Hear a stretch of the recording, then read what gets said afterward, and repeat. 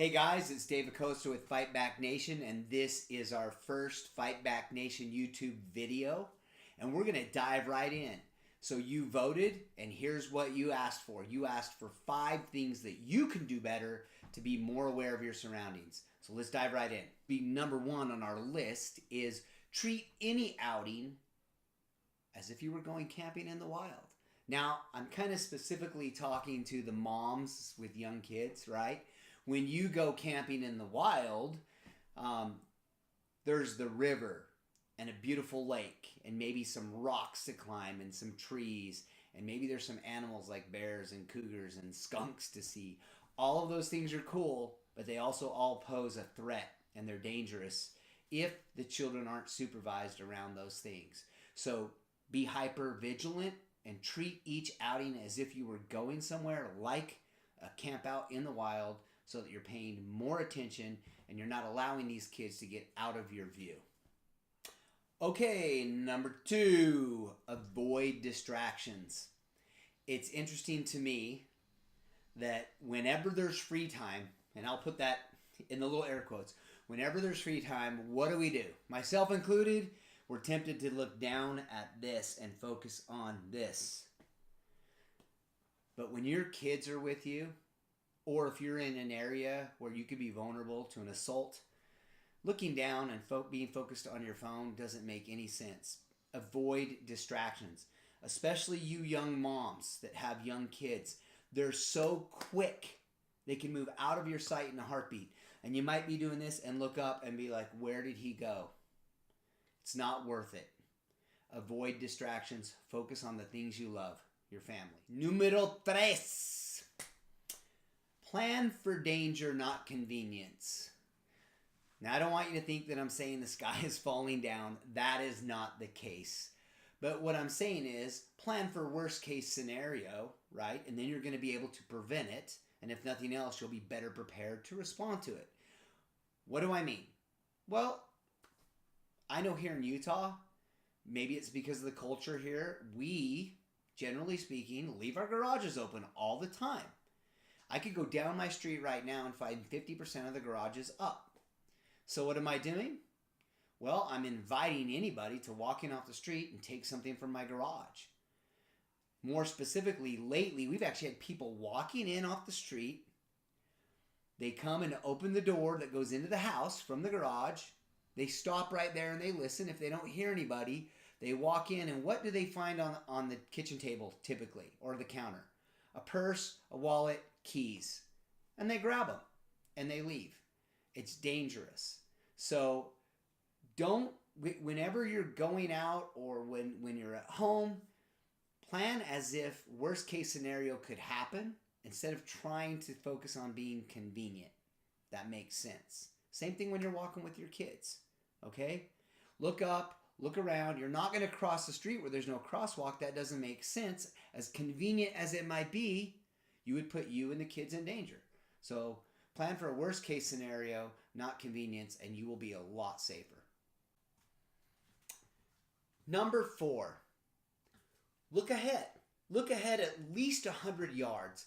Now, that doesn't make sense when we're in our house, right? It doesn't maybe make sense when we're, in the backyard. But when we're out and about, that's a really good rule of thumb. Look ahead at least 100 yards and take in information about the surrounding environment. Believe it or not, most of us, generally speaking, are experts on human behavior, specifically body language. So I want you to think, if you're a young mom, or even a single gal for that matter, depending on where you're at, if you're looking ahead, you can see things that give you the heebie-jeebies. For example, let's say you're in the mall. You've got your kids. Well, let's back up. I'm going to tell you a personal example of what happened. I'm in the mall with my beautiful daughters. They were a lot younger at the time, so about 10 and 12 years old. And I'm paying attention to my surroundings, and I see a guy, and what's he doing? He's not going anywhere. He's leaning on a kind of a railing, and he's watching all of the people in the mall.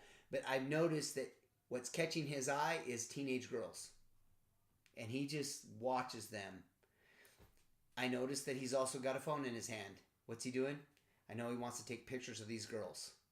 So when he comes walking towards us, it's pretty simple. I watch him do that, I confront him, and kick him out of the mall is basically what it came down to. The bottom line is, look ahead at least 100 yards, take in all the behavior, take in all the movements, and go ahead and let that sixth sense be your guide. If you think something's wrong, you're right. Okay, number 5, numero cinco. Have a plan. So, again, I don't want you to say, hey, the sky's falling down, but I just want you to think of common sense things. Like have a plan. Simple plan. We're going to leave the house. What do? I make sure the front door is locked. I make sure windows are closed. I make sure that the garage closes behind me. That's having a plan. That's part of my plan. When I get in my vehicle, what's the plan? Well, before I put it in drive, I make sure every person in my vehicle has a seatbelt on. It's that simple. If I'm going to go to Walmart, for example, and I've got my little grandkids with me, I have a plan. What do I plan on doing? I plan on parking where there's not a lot of cars around me, so it's easier for me when I get out of my vehicle with my 3 little grandkids to corral them and control them because I can see them, because I'm not parked amongst a whole bunch of other cars. So it's a little bit easier for me to control them there. And then I move them together as a group. I put them in the basket. For me, just to give you an example, I pull into the parking lot there at Walmart, and I don't let anybody get out of the truck. I'm like, guys, hold on. I get out, shut the door, lock it. Nobody's getting in that truck. No one's getting out of that truck. I've already planned, so I park fairly close to where the baskets are. I bring a basket over, unlock the truck, bring the kids out. The 2 little boys can get out on their own, so I open the door for them. I grab my little granddaughter, I put her inside the basket, shut the truck, lock it, and we go. I've got these kids corralled right from the beginning. Simple plan. If you have a plan, you will be way more aware and way more capable of controlling this environment that is around these little kids. So always have a plan. Guys, thanks for watching. I know that was quick. I know that these things seem simple. They are common sense things, but as a former cop, I'm telling you, it's these simple little things that will make your life that much better and safer and make you more aware of your surroundings. We really appreciate you watching this video. Please like it, share it, and if you want more information, more videos like this, comment, tell us what you're looking for, and for heaven's sake, subscribe.